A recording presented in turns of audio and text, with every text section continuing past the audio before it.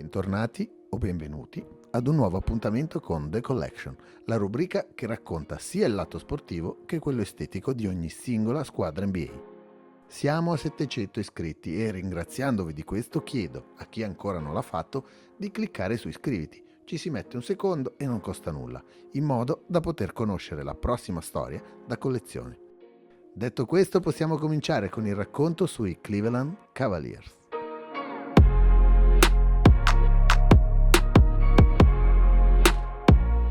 (1970). In NBA si passa da 14 a 17 squadre. Una delle 3 expansion team ha come base Cleveland. Dopo i Rebels, che sono stati fondatori della Lega nel 46-47, ma che falliranno solo un anno dopo, prenderanno il nome di Cavaliers. Nome scelto dopo un sondaggio tra i tifosi che hanno optato per un'immagine settecentesca per rappresentare la propria città. Infatti, il primo logo rappresenta un cavaliere alla D'Artagnan davanti ad una palla da basket con il nome per intero tutto attorno. I colori sono il bordeaux e l'oro, anche se a vedersi sono molto più rosso e giallo. La produzione è di Rawlings, come per la maggior parte delle squadre in quel periodo, e le maglie sono appunto gialla da casa e rossa da trasferta. Entrambe con la scritta Cavaliers, con un font che richiama quel periodo antico e sottolineata da una forma che sembra la piuma che avevano sul cappello i cavalieri. Fino al 74, quando Rawlings passa il testimone a Medalist Sennett, che apporta uno stile più basic, con un font un po' più chiaro alla vista, mantenendo gli stessi colori e aggiungendoli ai bordi tratteggiati. L'anno seguente è da fissare nella memoria per i tifosi Cavs. Con l'arrivo della prima stella della franchigia, Nate Thurmond, è l'anno del Miracle of Richfield. L'arena si chiamava The Colosseum of Richfield e il miracolo è stata la seconda parte della stagione al suo interno. Partiti male, ad aprile hanno cominciato a mettere in fila vittorie che hanno portato per la prima volta la squadra ai playoff e per la prima volta a vincere la Central Division. L'apoteosi c'è stata nella serie con i Washington Bullets, vinta 4-3, con 3 vittorie arrivate all'ultimo e che hanno fatto innamorare la città di questa squadra definitivamente. Poco importa l'eliminazione al turno successivo da parte di Boston. Se passate per Cleveland e chiedete a chi ha vissuto quegli anni, vi diranno che né LeBron né l'anello del 2016 li hanno appassionati allo stesso modo dei ragazzi del Miracle of Richfield. Come una fiamma, quella squadra ha lasciato il segno e si è spenta in fretta dopo un paio di stagioni. Cleveland ritorna a navigare in acque profonde. Lo scossone prova ad arrivare dalla presentazione. Le maglie virano più verso i colori societari, quindi in casa con la maglia oro, anche se sembra un po' crasbiadito, e da trasferta bordeaux, entrambe con 2 righe orizzontali sotto la scritta Cleveland che compare per la prima volta. Nuovo logo con scritto solo Cavs e nella V la retina dove entra una palla. Il colore è rosso-arancione con contorno blu e si punta tutto sull'arancione del logo e sul logo stesso stampato su maglia bianca da casa e uguale al contrario per la trasferta. Stessa base ma con il blu che prende il sopravvento nel 1987, come la maglia da trasferta che blu lo diventa completamente, con il logo stampato che prende la stessa cromaticità del logo, cioè più sul rossiccio, mentre diventa completamente blu, sempre il logo, scusate questo giro di parole, in quella di casa che è bianca. C'è cambiamento nell'area con Champion, nuovo produttore che entra prepotentemente in NBA. Per i Cavaliers il cambio è soprattutto nella maglia da trasferta con la scritta Cleveland invece di Cavs. Fine anni 80 e inizio 90 sono gli anni dell'illusione, con nell'86 la prima scelta al draft Brad Daugherty e quello che sarà il miglior giocatore di quegli anni, Mark Price. Quella squadra aveva contro, ad est, i Boston di Bird, Detroit di Thomas, ma soprattutto i Chicago di Jordan, che li elimineranno ben 4 volte fino al 94, senza poter provarci mai fino in fondo. 94, anno in cui ci sarà un cambio epocale. Il Colosseum di Richfield lascia il posto alla Gund Arena, in memoria del vecchio proprietario Gordon Gund. Arena diventata poi Quick and Loans Arena e ora Rocket Mortgage Fieldhouse, ma che è rimasta fino ad adesso la loro casa. Questi cambiamenti forti si ripercuotono anche nel logo, dove vengono cambiati anche i colori di rappresentanza. Sfondo nero e scritta azzurra con l'arancione solo nella palla da basket e giallo e rosso completamente spariti. Le maglie vanno di conseguenza, con quei nuovi colori messi un po' a caso, secondo me. Da qui ogni 2 anni un nuovo sponsor. Starter nel 97 che come modifica sbiadisce un po' l'arancione. Puma nel 99 che torna un po' più al minimal, senza infamia e senza gloria. E poi Reebok che nel 2001 entra e non cambia molto rispetto a Puma, ma è costretto a farlo, e lo farà anche bene, nel 2003, con non solo il cambio di logo che è entrato per primo nei miei ricordi, non solo le maglie rossa da casa e blu da trasferta che hanno finalmente un senso e richiamano il passato, ma soprattutto perché in NBA arriva un giocatore che cambierà la storia di questa squadra e di tutta la Lega, LeBron James. Arriva con il soprannome di The Chosen One, il prescelto, il che è tutto dire. I compagni che lo attendevano cercarono di minimizzare sulla sua importanza, ma non è che stessero portando ottimi risultati fino a quel momento, anzi, e poi la profezia era vera. Ora lo possiamo dire con certezza. Ma anche LeBron ha avuto le sue difficoltà come tutti i grandi eroi dei film, e la sua storia a Cleveland ha una sceneggiatura da Oscar. I primi anni la squadra migliora sempre di più. L'arrivo in panchina di un giovane Mike Brown, i primi playoff e nel 2007 le finals. In soli 4 anni aveva portato quasi al traguardo una squadra che non era mai arrivata così lontano. Ma come a tutti i grandi che non hanno vinto subito, le critiche iniziavano ad avere un peso specifico sul ragazzo, nonostante anche gli anni successivi, con l'MVP e i primi posti in regular season, non riuscendo però a raggiungere l'obiettivo più alto. Tra critiche e paragoni si arriva al 2010, con The Decision. In this fall I'm going to take my talents to South Beach and join the Miami Heat. Un trauma per Cleveland, e quella maniera con la conferenza stampa organizzata che non ha portato molti consensi a James, ma i fatti che contano sono quelli sul campo. LeBron a Miami vince 2 titoli su 4 finals. Cleveland, nonostante la promessa di vincere il titolo prima di lui, nonostante l'arrivo di Kyrie Irving, non raggiungerà nemmeno i playoff. Stavamo parlando di un film, forse una storia d'amore a cui mancava il lieto fine. Pagine bianche erano però ancora da riempire.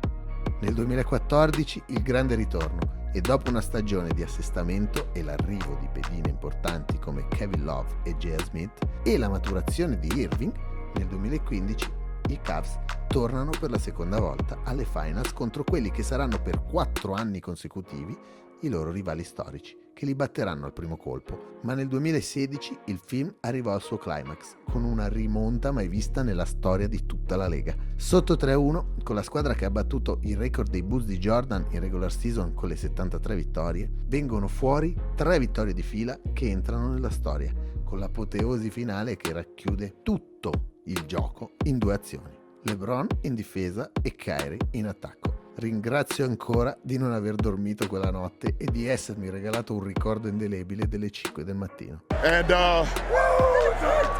Cleveland, this is for you.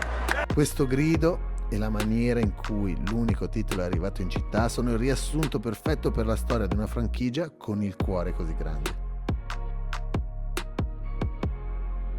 Le 2 finali successive saranno stradominate dai Warriors, con un Kevin Durant in più e un Irving in meno nel 2017, con James che ha portato letteralmente sulle spalle la squadra fino alla fine, con quei playoff e quei 51 punti in gara 1 delle finals vanificati dall'incomprensibile disattenzione di J.R. Smith, che ha segnato l'inizio della fine. Quel film è finito con The Chosen One diventato King James, ma non abbiamo ancora visto se il reparto costumi fosse da Oscar.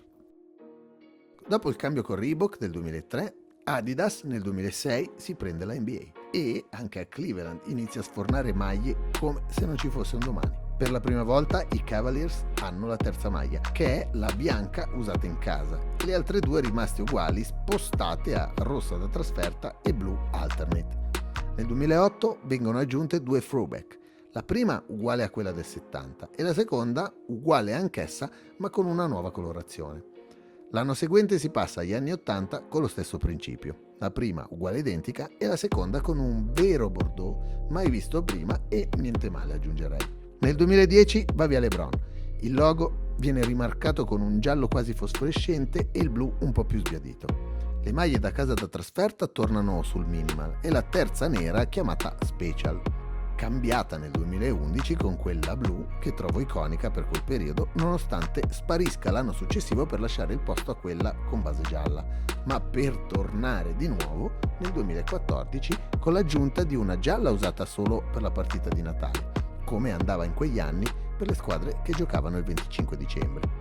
Nel 2015-2016, l'anno della vittoria, non poteva che essere follia. Con le 4 degli ultimi anni, più il cambio per quella di Natale, la Special uguale alla Throwback Bordeaux del 2009, la Classic del Miracle of Richfield e l'unica jersey a maniche corte della storia che posso accettare, solo perché quella notte a San Francisco l'ha resa immortale, nonostante il mio quasi odio per quelle maglie a maniche corte di quel periodo. Solo una squadra come i Cavs poteva farmela accettare. Rimane anche nel 2016 con una nuova per Natale e la Classic arancione che adoro. James ha segnato diverse ere in questa squadra, comprese quelle dei brand, e quando nel 2017 entra Nike a prendersi la NBA, lui è ancora lì per segnare questo passaggio con il cambio di logo dentro uno scudo che da Cavaliere di D'Artagnan rispecca più uno stile alla Lancillotto, un cambio forte ma che trovo ordinato, e le 4 maglie Nike con i conseguenti cambi di nome, con le 2 principali bianca e rossa, la Statement con solo la C e la prima delle City Edition. Via LeBron, ma i Cleveland restano, anche se non è più la stessa cosa. Riguardo alle divise, oltre all'aggiunta della Hornet per il 2018 e la Classic degli anni 90 del 2019. Le City Edition ovviamente cambiano ogni anno. Da segnalare quella del 2021 con il primo logo della squadra e per il resto niente di speciale. E infine con le 3 principali che sono cambiate solo per qualche dettaglio. Il post LeBron ha portato prima un nuovo baratro e poi alla risalita negli ultimi anni con l'arrivo di Donovan Mitchell dai Jazz, che sta lasciando ben sperare per il futuro se riuscissero ad affiancargli qualcun altro di spessore. Ma vista l'altalenante, curiosa, pazza storia da film, sono sicuro che quando meno ce l'aspettiamo vedremo i Cavs fare qualcosa di memorabile da segnare nella storia di questo fantastico sport. Come sempre condivido con voi le maglie che sono o saranno nella mia collezione. C'è una divisione netta, LeBron James e gli altri. Come ho fatto per Jordan e Bryant, sono personaggi che hanno le loro da mettere da parte. Per LeBron, a differenza degli altri, ci sono quelle anche di altre squadre, ma quelle solo di Cleveland sono la prima rossa con cui si è presentato al mondo, la Classic arancione, solo perché la trovo stupenda, e quella del suo ultimo anno, e non quella dell'anello, perché quel 2017-2018 mi ha fatto vedere la potenza e il livello da Olimpo di questo giocatore, che quasi da solo è arrivato a un passo dal titolo. Gli altri giocatori che rappresentano la franchigia nelle diverse ere, le cui maglie avrò presto nell'armadio, sono Nate Armand per quell'anno 1975 e questa di Kyrie Irving, perché bisogna avere una maglia dell'anno della vittoria e perché non ha mai raggiunto un livello così alto nelle altre squadre in cui ha giocato. Infine, una classifica per giocare anche con voi e per farvi dire la vostra qui nei commenti. Queste sono le mie scelte. Terza tra le peggiori, ero indeciso tra 2. Quella del 1970, la prima, rossa, a causa di quella scritta di quel font, che però poi è stato ripreso nel 2019 dalla City Edition, con la scusante che una è del 1970 appunto, l'altra invece Nike l'ha fatta dopo, ok, come richiamo, a me proprio non va giù, non piace, e quindi diciamo che entra sul podio Nike con la City Edition. Terza in classifica, tra le migliori, la prima Statement della Nike, la C che richiama la maglia a maniche corte con cui ha vinto l'anello e che ovviamente ho nel mio armadio. È un bel mix tra le due e soprattutto un gran bel ricordo della forza di quel giocatore con il numero 23. Seconda tra le peggiori è Puma, che per quel poco che è stata in NBA è riuscita a fare anche male. È una maglia che non ha né arte né parte, mantiene i colori, ha cambiato dagli anni precedenti che già non erano molto belle, anzi non lo erano per niente, senza dare nessuna nuova spinta. Proprio davvero una maglia che non ha né arte né parte. Non ho altri termini. Al numero 2 la rossa del 2006 di Adidas, che preferisco a quella della Reebok di quando è arrivato LeBron nel 2003. Un po' più pulita, però i colori societari, tra l'altro quelli iniziali, veramente bordeaux e veramente oro, stanno benissimo con quella scritta Cleveland che non dà fastidio come era ai tempi. Devo dire che è veramente veramente una bella maglia. Vincitrice dal lato negativo è Starter, del 1997 che è riuscita a peggiorare, ed era difficile, la maglia della Champions del 94, che causa i colori cambiati dal logo eccetera, tutto quello che volete, non riuscirei a indossarla. Scelgo la nera perché questo contrasto poi blu e azzurrino non fanno proprio per me, quindi la vincitrice immorale è questa qua. Infine la Classic 2016, che è uguale a quella di inizio anni 80, che racchiude un po' tutti quei tipi di maglie che hanno cambiato colori, con base blu, con bianche, con la scritta blu, con la scritta marrone, marrone bordeaux in realtà, però con quell'arancione lì che secondo me è difficile da far piacere perché è un colore molto forte, però con la scritta solo Cavs, il numero, semplice nella sua difficoltà cromatica, secondo me è un connubio perfetto per rappresentare al meglio la storia di queste magliette. Queste erano le mie scelte, siete d'accordo? Finisce qui il racconto di una storia che non ha portato tante vittorie quante emozioni ha saputo suscitare. Se siete arrivati fino a qui, grazie, e ai prossimi 100 iscritti ci sarà il racconto sui Dallas Mavericks per avere un'altra storia da collezione.